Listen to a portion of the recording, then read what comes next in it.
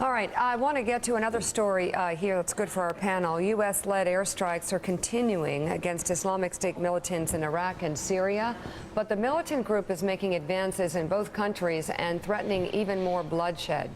Witnesses say ISIS killed 6 Iraqi soldiers in public in a town outside Baghdad. In Syria, Kurdish forces are trying to defend a key border city, but officials fear ISIS could take control within days. The militants took responsibility for beheading another British hostage and are now threatening to kill a man from Indianapolis, Peter Kasich, a former Army Ranger who was kidnapped while helping Syrian refugees. Meanwhile, for the second time over the weekend, Vice President Joe Biden apologized to a U.S. ally in the fight against ISIS. The apology to the UAE centered on these comments where he suggested it supported militants in the region. Our allies in the region were our largest problem in Syria. The Turks were great friends, and I have a great relationship with Erdogan, which I just spent a lot of time with. The Saudis, the Emiratis, etc. What were they doing?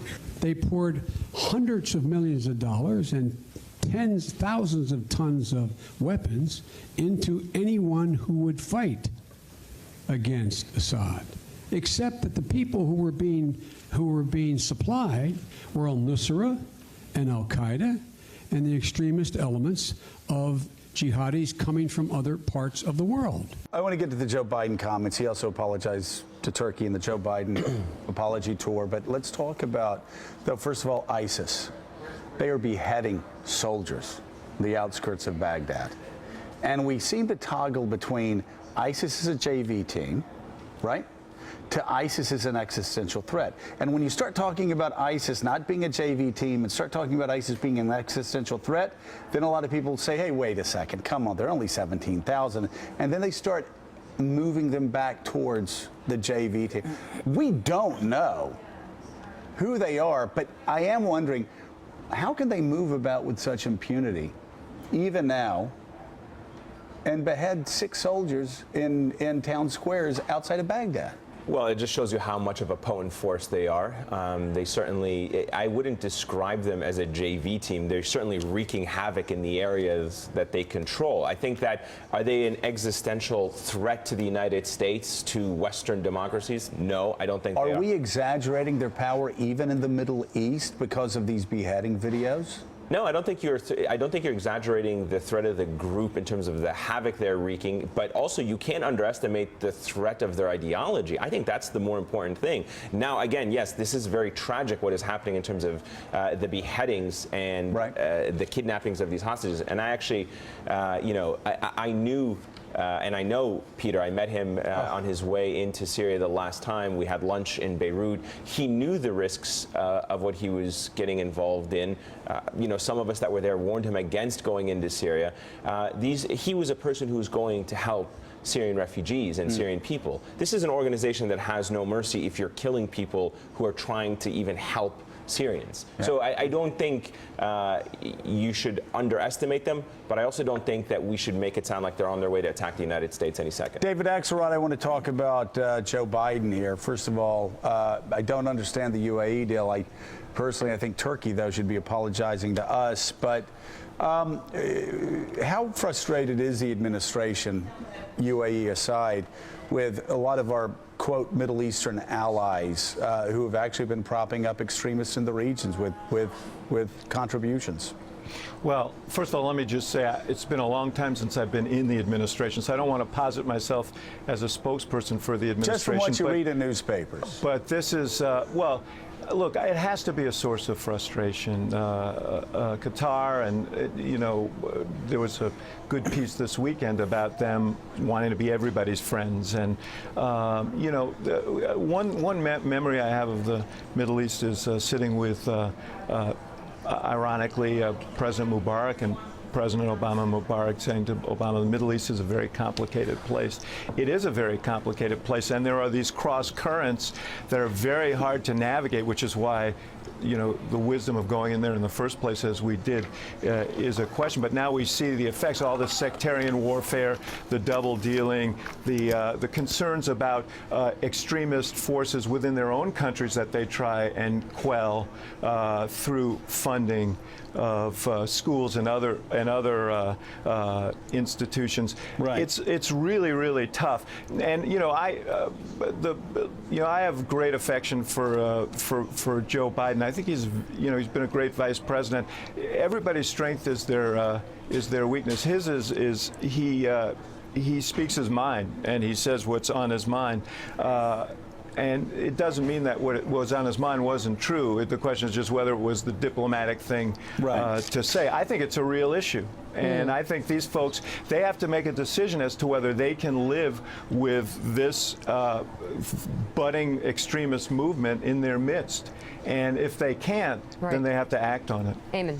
Well, there's also a little bit of a flip side to this, and I wanted to say from the Arab countries' perspectives, which is that 3 years ago when the Syrian revolution was beginning, they were trying to push the United States to get more involved early on and try not to have to rely on these extremist groups, which they ended up fighting and then became the precursor to ISIS. In speaking to a lot of Arab diplomats, they were trying to say they wanted more U.S. involvement early on, and I think from their perspective, it didn't come as quickly as they would have liked. We're learning so much more, though, about it, Willie. Yeah, another angle of this story, the FBI director, James Comey, was on 60 Minutes last night talking about recruiting and talking about some of these fighters going to fight with ISIS, including some from the United States. Here's what he said.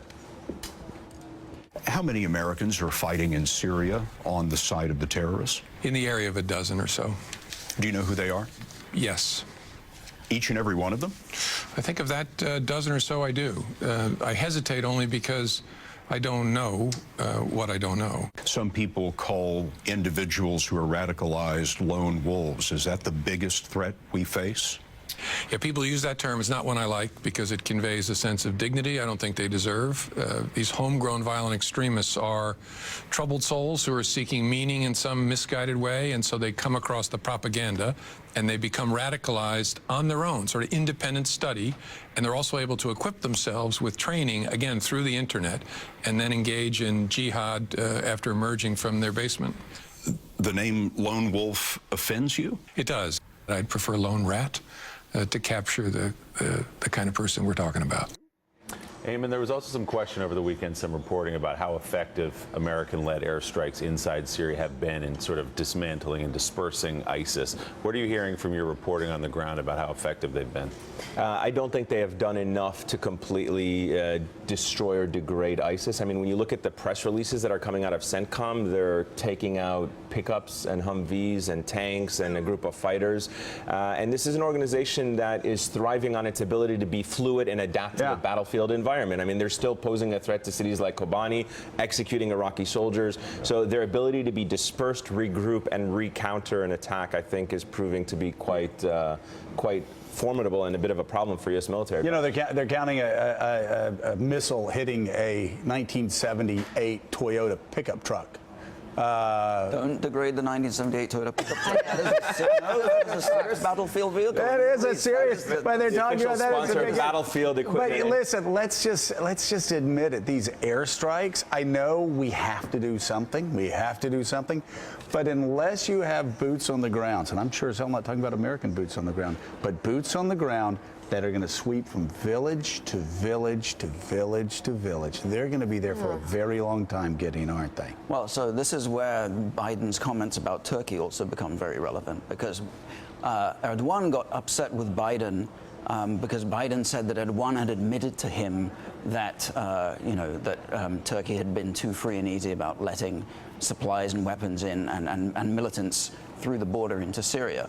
Now, the problem is that Turkey has a very mixed up agenda in its involvement here in this fight. It approved finally last Thursday spending Turkish military incursions into Syria and Iraq. Right. But Turkey wants to, at least as much as wipe out ISIS, it wants to wipe out the Kurds. And the Kurdish separatists and the PKK are the people who are going to be doing a lot of the boots on the ground work. Yeah. So Turkey's interest and the U.S.'s interest here are kind of starting to clash, and that has a lot to do with this tension between Biden and Erdogan. Gideon Litchfield, Eamon Muldoon, and David Axelrod. Let me ask David really quickly before we go. David, we showed a poll last hour of Kansas, what's happening in Kansas. Republicans might ask what's the matter with Kansas. Let's put it up right now. You actually have an independent beating Pat Roberts by 10 points. What is going on? Can the Republican Party take the Senate back? And They have to take the Senate back, or else this year is going to be seen as a colossal political loss for them. And I'm hearing that from the top of the parties. Can they take the Senate back if they lose Kansas? I think it's harder. I think Iowa is going to be the key race, Joe. I really think, as I look at how this all lays out, I'd watch Iowa very closely because I think that could be the tiebreaker in this whole deal. But Kansas is definitely complicated. And you say, what's the matter with Kansas? What's the matter with Kansas is you apparently have to live there in order to be the senator. So, here we go. It's it's right. It's a Dick Lugar problem. All right, still ahead on Morning Joe. David, thank you. Our big-time Democrat donors already turning their backs on the Clintons. We'll tell you who's set to cash in on the liberal money shift. And then from combat zones to a college football field, a remarkable story of one veteran chasing his dreams. You're watching Morning Joe. We'll be right back.